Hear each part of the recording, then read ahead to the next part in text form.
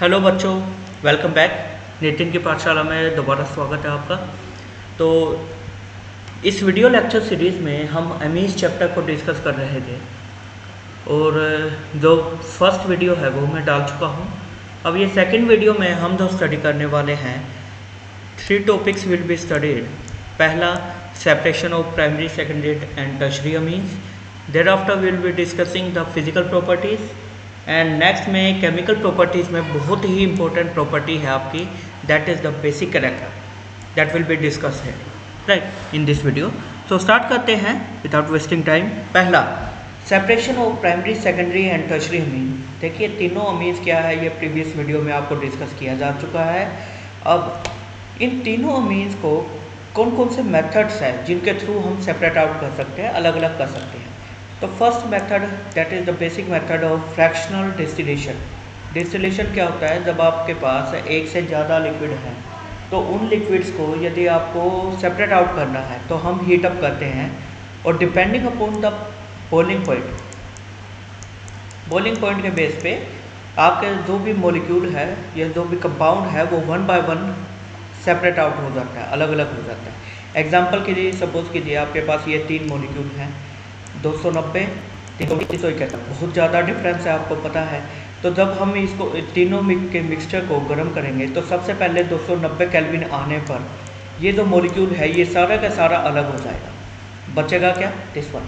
फिर जब 329 केल्विन के पास टेम्परेचर पहुंचेगा फिर ये मॉलिक्यूल आपका सेपरेट आउट हो जाएगा और लास्ट में जो बच गया that is the tertiary, this one. So this was the basic conceptual concept for the separation of 3 amines, right? Plus point is that the boiling point difference between these 3 is quite large, so it can this method can easily be used to separate out. Now next जो methods हैं that is there, those are the chemical methods, right? Hinsberg's method है जिसमें reaction करवाई जाती है benzene sulphonyl chloride के साथ। Benzene sulphonyl chloride is known as a Hinsberg's reagent, that is the name of the scientist, याद रखिएगा। Now this is the benzene sulphonyl chloride, benzene sulphonyl and chloride, right. So what is the platform for the separation. देखिए इस reactant के साथ primary, secondary and tertiary amine they react differently, अलग से different behaviour show करते हैं। जैसे primary amine को जब आप इससे ट्रीट करेंगे तो HCl निकाल दीजिए यहाँ से, तो NHR ये आपका अटैच्ड हो गया। Now that is the insoluble, right. जब आप इसमें बेस डालेंगे KOH तो बेस क्या करेगा, इस नाइट्रोजन को कैप्चर करेगा, तो ये बन गया सोल्ट आपका, and salts are soluble in water. So that is the reason जब आपने इसको ट्रीट किया तो पहले इनसोल्यूबल बना, उसके बाद सोल्यूबल बन गया।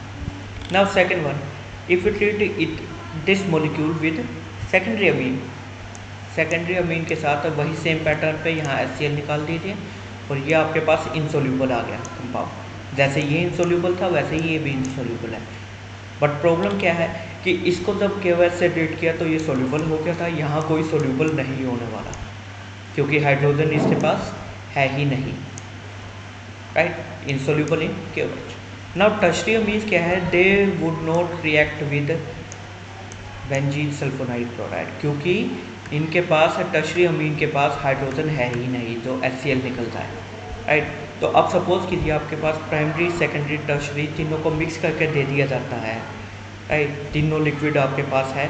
तो जब आप बेंजीन सल्फोनाइल क्लोराइड डालेंगे तो टर्शियरी तो रिएक्ट करेगा ही नहीं, लेकिन जो प्राइमरी एंड सेकेंडरी है दिस बोथ। सो एक बार टर्शियरी अमीन्स आपके लिक्विड फॉर्म में था, सेपरेट आउट कर लिया डालने के बाद। नाउ इनसोल्यूबल या सॉलिड फॉर्म में ये दो आए, राइट। सपोज कीजिए दोनों सॉलिड फॉर्म में है, आपने सेपरेट आउट कर लिया, फिर इसमें हमने बेस डाला, ये जो प्राइमरी है वो फिर सोल्यूबल हो जाएगा और सेकेंडरी एज इट इज़ रहेगा, राइट। तो अब सेकेंडरी को अलग कर लो और जो सोल्यूबल हुआ उसको अलग कर लो। So this is the way to separate out all this 3 amines, right. Easy सी रिएक्शन है, आप देख लेना, राइट। नेक्स्ट मेथड देखते हैं, that is the Hofmann method. Reaction with diethyl oxalate. Diethyl oxalate क्या है, देखिए ऑक्सैलिक ये आपका एस्टर है, राइट। COH ग्रुप 2 होते हैं ऑक्सैलिक एसिड में, और दोनों COH में आपने हाइड्रोजन की जगह सब्सटीट्यूट कर देना है ethyl group. So diethyl oxalate आपके पास ये रहा। So in case of primary amine, 2 molecules of primary amine will be reacting with diethyl oxalate 1 molecule के साथ, तो ये आपको मिल गया solid, okay. In the case of secondary amine, जब आप ऐड करेंगे तो only 1 molecule 1 mole will be consumed, right. So आपको मिल जाएगा लिक्विड फॉर्म में एस्टर, टर्शरी रिएक्शन देगा ही नहीं, राइट। तो अब सपोज कीजिए आपके पास ऐसे ही दोनों ही कंपाउंड है या तीनों मिक्सचर है, जब आपने डाईइथाइल ऑक्सलेट से ट्रीट करेंगे तो टर्शरी तो रिएक्शन देगा नहीं, तो ये तो आपका अलग हो गया। Now out of these two, one will be the solid, one is the liquid, both can be separated out, right. So that is the basic for this separation. Now next topic is the physical properties of amines. So color and odor की बात करें, so all the amines they are almost colorless but they develop color on keeping in the air, यानी कि हवा के presence में यदि बोतल ओपन रह गई है आपके अमीन्स की, तो वो फेड कर जाता है, कलर उसका फेड कर जाता है। Reason is the oxidation of amines with air, right. Air की वजह से ऑक्सीडेशन हो जाती है, जिसकी वजह से कलर चेंज हो जाता है। बॉइलिंग पॉइंट्स की बात करें, so amines have higher boiling points as compare to hydrocarbon, and reason is the availability of the hydrogen bonding, NH2 है, राइट। सो हाइड्रोजन बॉन्डिंग की वजह से आपके पास बॉइलिंग पॉइंट रहेगा, ठीक है। Boiling point will be more, example के लिए ये रहे, ठीक है। तो आप देख सकते हैं यहाँ पे भी ये आपके पास अमीनो ग्रुप है, ठीक है, and these are the hydrocarbons, right. Okay, आगे चलते हैं।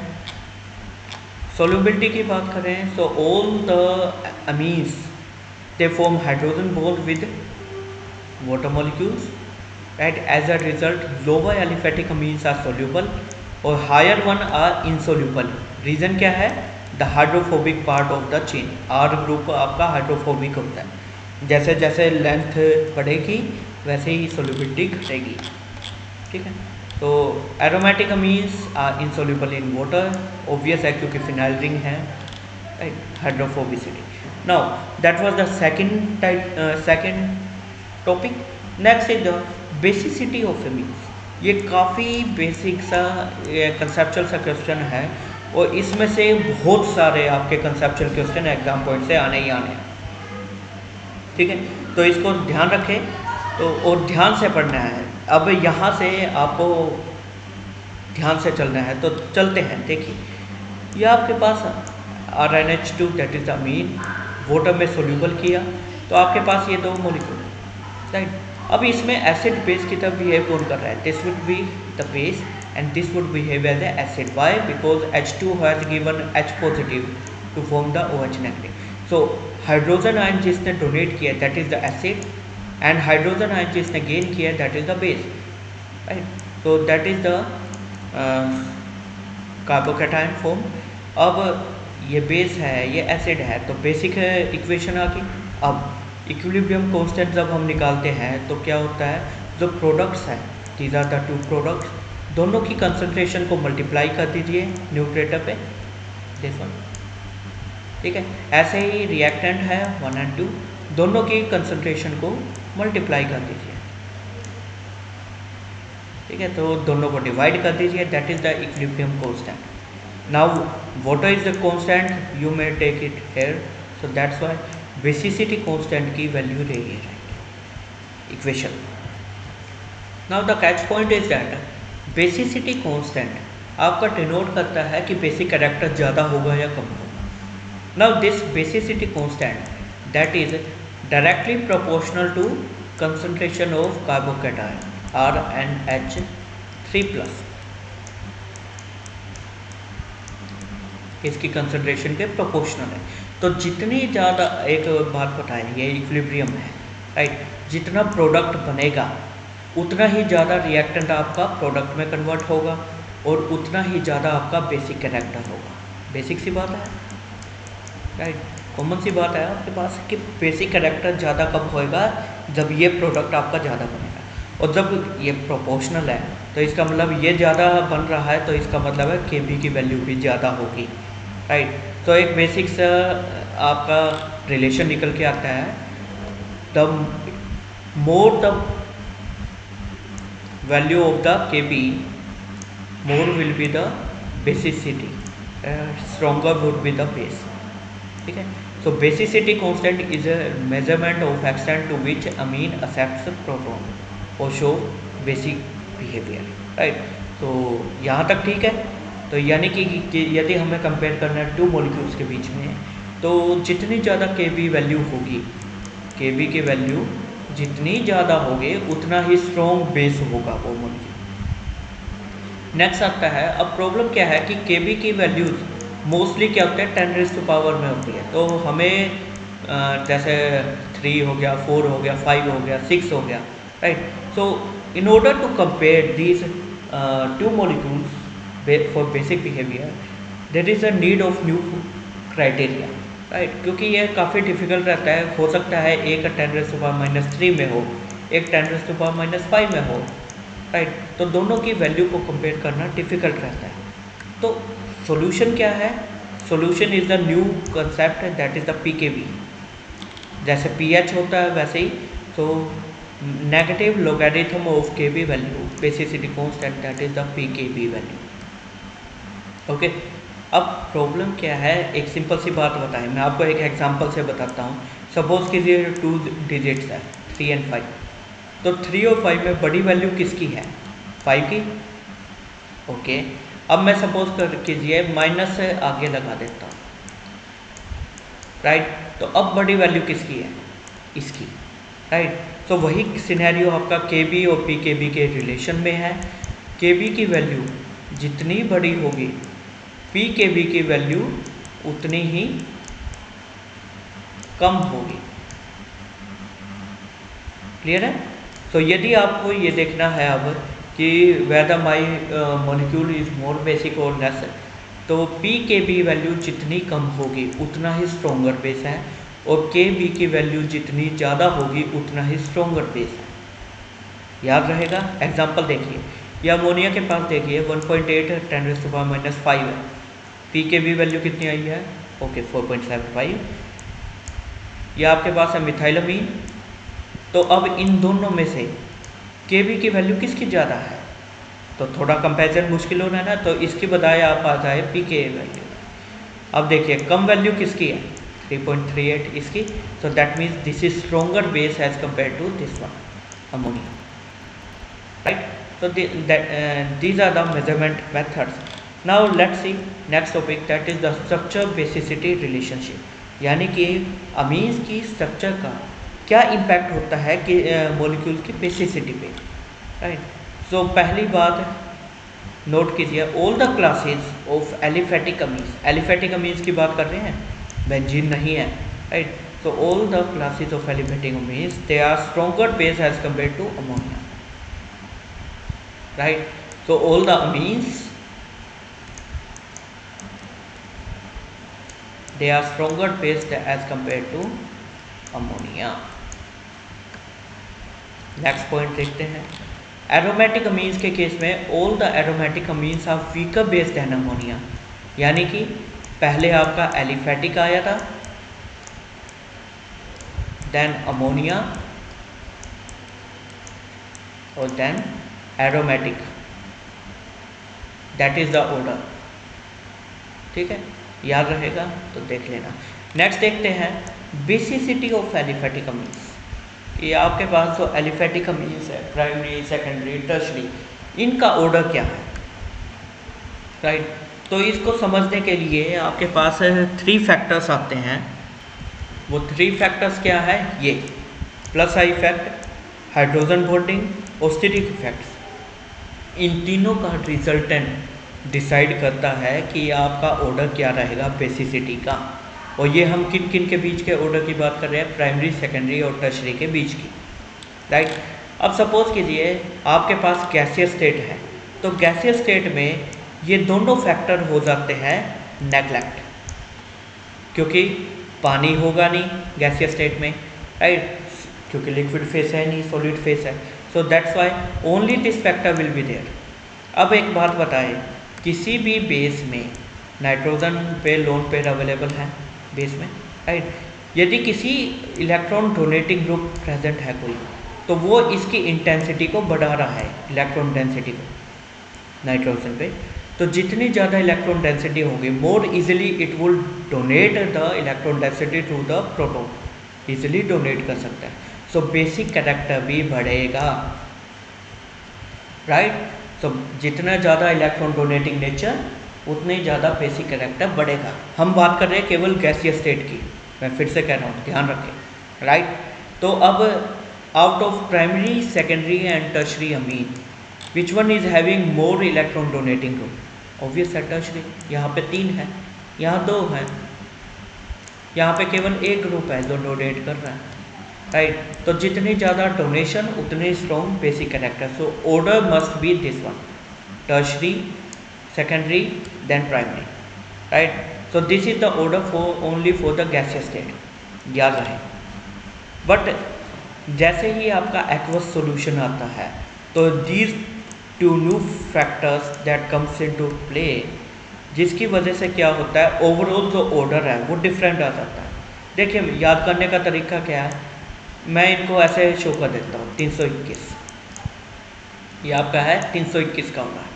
अब क्या है कि इन the case of small group like methyl, आपके पास ऑर्डर क्या रहेगा, 2 1 3 213। While in the case of bulky group, जहाँ पे स्टेरिक फैक्टर आ जाता है, बल्की ग्रुप के केस में ऑर्डर क्या रहेगा, 2 3 1 231, राइट। तो 321 213 231, right. So these are the actual orders है। अब बात करते हैं कि what is the reason for these 2 types of orders, ऐसा क्यों, वो 1 बाय 1 स्टडी करते हैं। पहले प्लस आई फैक्ट के हिसाब से यदि हम देखते हैं, तो ये ऑर्डर आ चुका है 321, ये हमने अभी ऊपर देखा है, राइट। तो ये तो क्लियर है। Now what is the role of this hydrogen bonding? देखिए, प्राइमरी के अमीन के केस में आपके पास कितने हाइड्रोजन हैं, 2,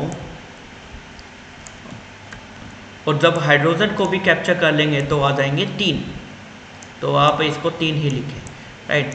तो जो प्रोडक्ट है कार्बोकैटायन बन रहा है, that is stabilize through hydrogen bonding by 3 molecules, right. तो जितनी ज़्यादा हाइड्रोजन बॉन्डिंग उतनी ज़्यादा stability. So this is stable, okay. Secondary के केस में बात करें तो सेकेंडरी के केस में केवल 2 bonds are possible, so that's why 2 bonds. Tertiary में 1। So which should be more stable out of these 3, primary, secondary और टर्शरी? तो answer lies with the primary, याद रहेगा। तो यानी कि यदि हम हाइड्रोजन बॉन्डिंग के केस को देखें तो हमारा ऑर्डर क्या होना चाहिए, 123, this should be the order, right. अब इसमें क्या है, देखिए, प्लस आई फैक्ट कहता है 321 होना चाहिए, ये कहता है 123 होना चाहिए। तो जो ये बीच वाला जो फैक्टर है ना, ये कंपनसेट कर गया दोनों में, जिसकी वजह से secondary would always be stronger base as compare to primary and tertiary in the case of aqueous solution. Aqueous solution की बात कर रहे हैं, गैसियस स्टेट में तो वही ऑर्डर रहेगा 221, ठीक है, याद रहेगा, okay. Now what is the role of third factor? Third factor के केस में देखिए, आपने को ये स्ट्रक्चर यदि याद हो एग्जांपल्स के लिए, इन स्ट्रक्चर में तो ये आर ग्रुप है, दिस में interfere towards the unstability of the molecule.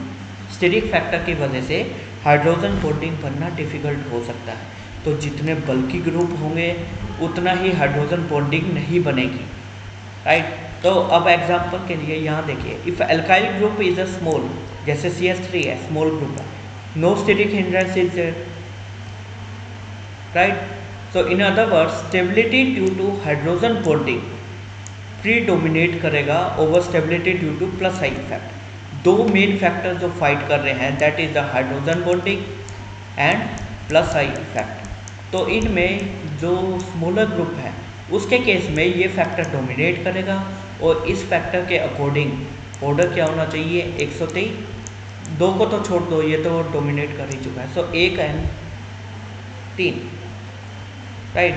So which should B more basic, so primary amine is a stronger base, that's why the order is 2 1 3 in the case of smaller molecule.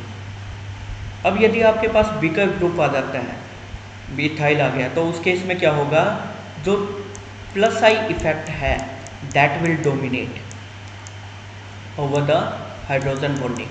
और plus I effect क्या करता है कि order क्या होना चाहिए 321, right. So tertiary should be more, so that is why domination की वजह से एक्चुअल ऑर्डर क्या रहेगा 2 3 1, दिस वन, राइट। तो इसको अच्छे से पढ़ लेना, देख लेना, कंफ्यूजन ना हो आपको, क्योंकि ये कंसेप्चुअल क्वेश्चन कई बार पूछा जाएगा एग्जाम में। ओके, नेक्स्ट पे आते हैं, that is the basicity of aralkyl amine. Aralkyl क्या है, देखिए it is made up of 2 words, ar means aromatic, alkyl मतलब आपका एलिफेटिक। तो किसी अमीन में यदि दोनों ही ग्रुप अवेलेबल है, जैसे कि ये देखिए फिनाइल रिंग भी है, एरोमेटिक है, और ये कार्बन की चेन भी है एक कार्बन की, that is the aliphatic part, right. So such amines are known as aralkyl amines. Now what would be the basicity order, should it be more basic or less basic? So that is confirmed by the electron withdrawing effect, right। Phenyl ring है, इसका कौन सा effect है -I, तो electron withdrawing है, और electron withdrawing group nitrogen से density को अपनी तरफ खींच रहे हैं, तो जब नाइट्रोजन पे डेंसिटी ही नहीं होगी, हाउ वुड इट डोनेट कैसे करेगा। सो दैट्स वाई बेसिक कैरेक्टर आपका घट जाएगा और बी के बी वैल्यू बढ़ जाएगी। तो ये देखिए, ये आपका एलिफेटिक अमीन था, एक हाइड्रोजन की जगह फिनाइल लगा दिया, तो पी के बी वैल्यू 3.36 से बढ़कर 4.7 होगी। So which is more basic, this one, right. So that is the basic order. Next, basicity of aromatic amine, ये लास्ट क्लास बचती है आपकी, 3 क्लास है देखिए ना मीन उसमें बेसिक कैरेक्टर में। पहली aliphatic amines, thereafter alkyl amines, now third one is the aromatic amines. So foremost statement is that all the aromatic amines they are less basic than ammonia, ये हम ऊपर देख भी चुके हैं, याद हो आपको, अभी ऑर्डर करवाया था, पहले एलिफेटिक, फिर अमोनिया और फिर एरोमेटिक, राइट। सो पहली स्टेटमेंट तो ये। अब एरोमेटिक अमीन्स में भी आपके काफ़ी आइसोमर्स होते हैं, ओथो मेटा पैरा, राइट। तो उनमें स्ट्रोंगर बेस कौन रहेगा and what would be the reason, right. तो वो स्टार्ट करने से पहले हमें क्योंकि रेफरेंस क्या लेना पड़ेगा, एनिलीन। एनिलीन आपका एरोमेटिक कंपाउंड है, सिंपलेस्ट। सो एनिलीन की स्ट्रक्चर को देखिए एक बार, ये आपके पास एनिलीन है, यदि ये इलेक्ट्रॉन पेयर आपके यहाँ पे यूज हो जाते हैं, तो नाइट्रोजन पे प्लस चार्ज आ गया और negative charge delocalize over the chain, ठीक है। तो इसमें ये जो स्ट्रक्चर है, the lone pairs of electrons are delocalize over the ring and thus they are less easily available for protonation, right. तो नाइट्रोजन पे डेंसिटी घट गई है, तो एनिलीन आपका वीकर बेस तो होगा अमोनिया से, ठीक है। ओके, नेक्स्ट रीज़न क्या है, lower stability of anilinium ion. Now what is the anilinium ion, यदि एनिलीन हाइड्रोजन कैप्चर कर लेता है तो ये मॉलिक्यूल बनेगा, that is the product, right. तो प्रोडक्ट की स्टेबिलिटी की बात करें तो इसके पास केवल 2 स्ट्रक्चर बन सकती हैं और कोई स्ट्रक्चर नहीं है। एनिलीन के पास कितनी थी, 5 थी। और रेजोनेंस का कंसेप्ट कहता है जितनी ज़्यादा स्ट्रक्चर उतनी ज़्यादा स्टेबिलिटी। तो अब कॉमन सी बात बताएं कि एनिलीन और एनिलीनियम आयन में से कौन स्टेबल है, स्टेबल है aniline which was the reactant. तो जब रिएक्टेंट ही स्टेबल है तो प्रोडक्ट में कन्वर्जन क्यों होगा, right. So that is the second reason for the weak basic behaviour of aniline. यहाँ तक ठीक है। सो ये आपका कंसेप्चुअल क्वेश्चन था, आपसे पूछा जा सकता है why aromatic amines are weaker base than ammonia. तो आपको ये दोनों रीज़न देने पड़ेंगे। पहला रीज़न है एनिलीन की स्टेबिलिटी का, सेकंड रीज़न है एनिलीनियम की अनस्टेबिलिटी का। ओके, फिर उसके बाद बात करते हैं the what is the effect of substituent on the basicity of aromatic amines. Aromatic amines की बेसिसिटी पे क्या असर है सब्स्टिट्यूएंट का। तो देखिए कौन कौन से टाइप्स के होते हैं, दो ही हैं, या तो डोनेटिंग होगा या विड्रॉइंग होगा। ठीक है, तो इस टॉपिक को दो पार्ट में डिवाइड किया गया है। पहला, सब्स्टिट्यूएंट की पोजीशन क्या है। यदि सब्स्टिट्यूएंट आपका नाइट्रोजन एटम पे सब्स्टिट्यूट हुआ है तो उस केस में क्या बेसिसिटी रहेगा कंसेप्ट। और सेकंड क्या है, यदि वो नाइट्रोजन की बजाय एनिलीन में आपके बेंजीन रिंग पे सब्स्टिट्यूट हुआ है तो उसका अलग। तो पहले केस में देखते हैं। देखिए ये आपके पास एनिलीन है, राइट। यहाँ के एक हाइड्रोजन को हटा के मैंने मिथाइल ग्रुप लगा दिया। ठीक है, अब यदि हम रेफरेंस कौन सा है एनिलीन, उससे कंपेयर करें तो एक इलेक्ट्रॉन डोनेटिंग ग्रुप बढ़ गया है, जिसकी वजह से नाइट्रोजन पे डेंसिटी बढ़ेगी। यहाँ पे क्या है, दो ग्रुप ऐसे हैं, राइट। तो बेसिक कैरेक्टर बढ़ेगा, राइट। तो आप देख सकते हैं पी के बी वैल्यू भी यही कंफर्म कर रही है, पी की बेसिक कैरेक्टर बढ़ गया। सिमिलरली यदि डोनेटिंग के बजाय आप विड्रॉइंग ग्रुप लगा देते, जैसे यहाँ देखिए, यहाँ पे एक फिनाइल रिंग है, यहाँ दो फिनाइल रिंग आ गई और यहाँ पे तीन आ गई, तो बेसिक कैरेक्टर आपका घट गया है। ये मोर बेसिक है, ठीक है, याद रहेगा, सिंपल सा कंसेप्ट है। नाउ सेकंड पे आते हैं, that is more important, effect of nuclear substituents on basicity of aryl amine. ये आपके पास टेबल है, देखिए ये मिथाइल ग्रुप है, डोनेटिंग ग्रुप, एनिलीन जो रेफरेंस के तौर पे है दैट इज 9.38, तो ऑलमोस्ट 9.38, ठीक है। एरोमेटिक अमीन्स आपके वीकर बेस है एज कम्पेयर टू एनिलीन। यहाँ पे एक्सेप्शनल थोड़ा सा है, वीकर बेस है, लेकिन ये आप देख सकते हैं 9.38 से ज़्यादा है।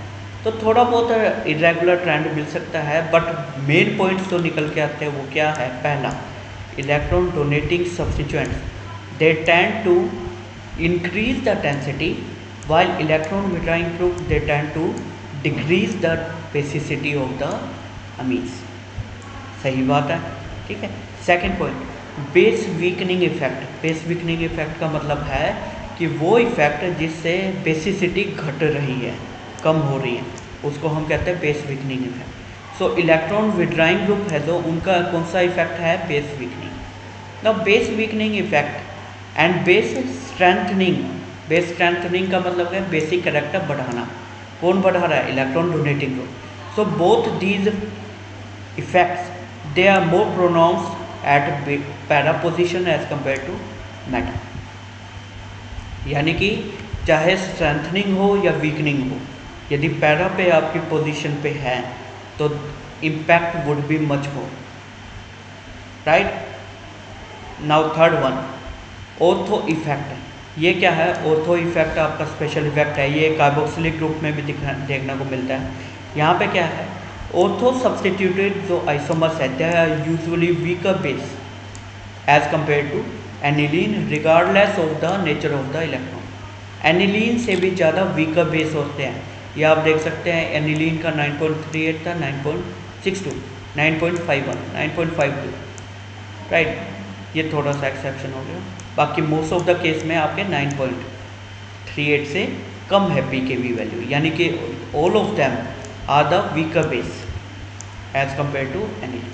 That is the ortho effect, right, यानी जिसमें that is irrespective of donating and withdrawing nature. Okay, ठीक है। Now what is the reason. पहला रीज़न देखते हैं कि आपका इलेक्ट्रॉन डोनेटिंग ग्रुप वो बेसिक कैरेक्टर को कैसे बढ़ा रहा है। देखिए electron donating group density ring को दे रहा है और रिंग से डेंसिटी नाइट्रोजन पे आ रही है, तो रिएक्टेंट कहीं ना कहीं इलेक्ट्रॉन डेंसिटी बढ़ रही है रिएक्टेंट पे। और यदि हम प्रोडक्ट की बात करें तो प्रोडक्ट पे पॉजिटिव चार्ज है। This electron donating group is in actually dispersing the positive charge, positive charge को कम कर रहा है। सो स्टेबिलिटी इसकी बढ़ा रहा है। तो यदि प्रोडक्ट आपका स्टेबल बन रहा है तो more of the reactant would be converted into product, that is the reason for higher basicity. Clear है, सिंपल सा क्वेश्चन। और सिमिलरली यदि हम विड्रॉइंग ग्रुप की बात करें तो विड्रॉइंग ग्रुप डेंसिटी को खींच रहा है, तो यहाँ से इलेक्ट्रॉन डेंसिटी कम हो जाएगी रिएक्टेंट पे और प्रोडक्ट अनस्टेबल हो जाएगा क्योंकि पॉजिटिव चार्ज पहले ही है, ये और खींचेगा, राइट। तो these are the reasons. Okay, now one point was that कि बेस स्ट्रेंथनिंग और base weakening effect would be more pronounce at para position. ये पॉइंट था, आपको बताया था ना। What is the reason, example के थ्रू समझते हैं। देखिए ये है आपका para anisidine, this one that is the para anisidine, 8.71 value है। एनिसिडीन में आपका ये ग्रुप कौन सा है, डोनेटिंग, राइट, और पैरा पे है तो impact would be more. Meta anisidine कौन सा है, जिसमें आपके पास वैल्यू क्या है, 9.8 पीकेबी। अब इनमें से वैल्यू किसकी ज़्यादा है, सॉरी कम है पीकेबी की इसकी, तो दैट मीन्स स्ट्रोंगर बेस क्या है, pKb. Para anisidine is a stronger base as compare to meta anisidine. Reason आप रेजोनेंस से देख सकते हैं इन दिस वे, जो डेंसिटी है नाइट्रोजन वाले कार्बन पे डेंसिटी बढ़ गई है, तो जिसकी वजह से नाइट्रोजन पे डेंसिटी भी बढ़ जाएगी इस केस में, ठीक है।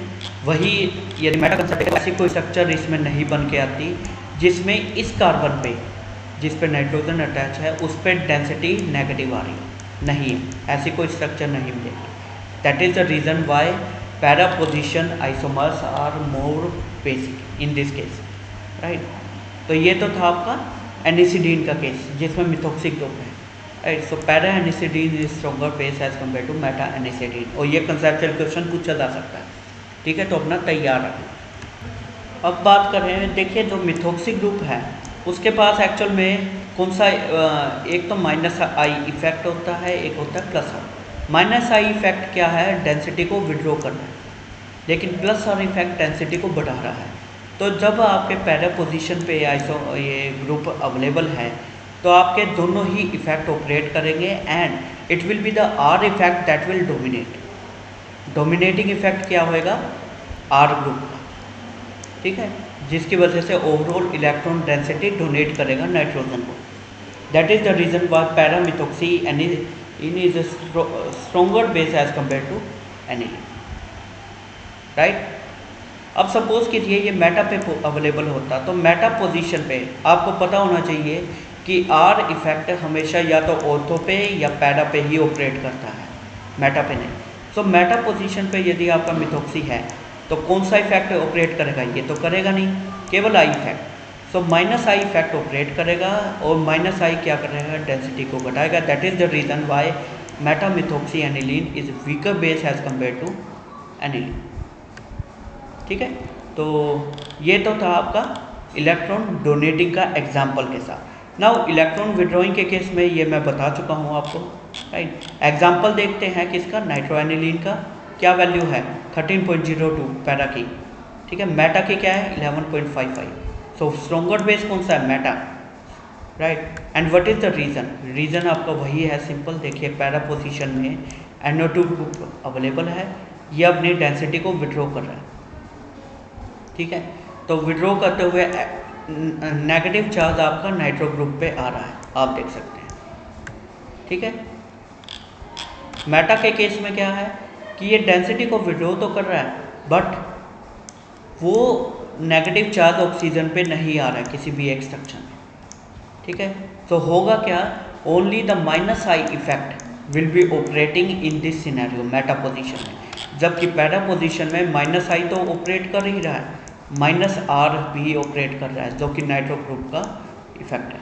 तो यहाँ पे दोनों विड्रॉ कर रहे हैं, यहाँ पे केवल एक विड्रॉ कर रहा था।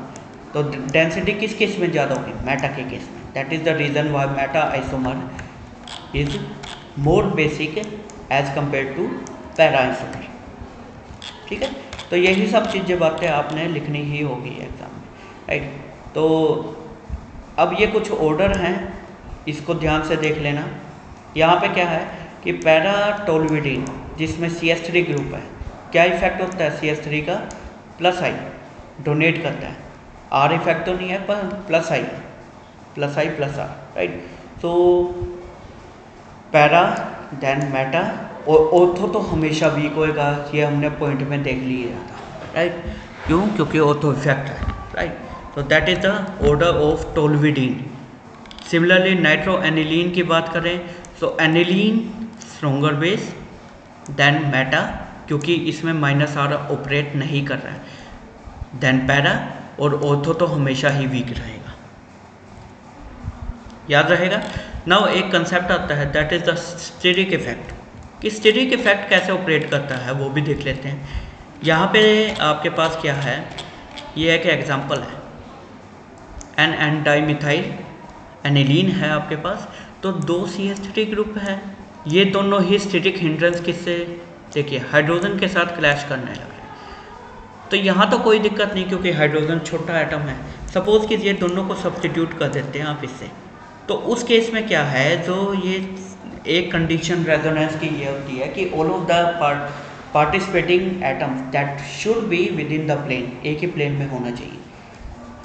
स्टैटिक हिंड्रेंस की वजह से ये जो मॉलिक्यूल है, या आपका रिंग, ये लगा लीजिए, प्लेन अपना चेंज कर देगा, आउट ऑफ द प्लेन आ जाएगा ये मॉलिक्यूल, जिसकी वजह से this nitrogen couldn't contribute to the resonance. तो जिसकी वजह से ये जो इस पे इलेक्ट्रॉन पेयर है, ये आपके इसमें पार्टिसिपेट नहीं करेंगे। तो बेसिक कैरेक्टर किसका ज़्यादा होगा, इसका, जबकि इसके केस में ये बेसिक कैरेक्टर, ये जो इलेक्ट्रॉन्स है वो रेजोनेंस में पार्टिसिपेट कर रहे हैं, ठीक है।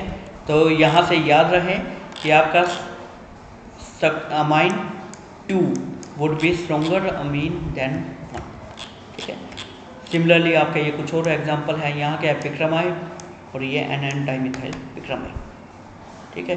दोनों ही केस में यहाँ पे हाइड्रोजन है इसमें, तो कोई क्लैशेस नहीं होने वाले, जिसकी वजह से ये इलेक्ट्रॉन्स आपके यूज़ हो जाएंगे यहाँ पे, बट यहाँ पे क्लैशेस हैं, ठीक है, जिसकी वजह से ये इलेक्ट्रॉन पेयर केवल नाइट्रोजन पे रहेंगे। So 4 would be stronger base as compare to 3rd, ठीक है।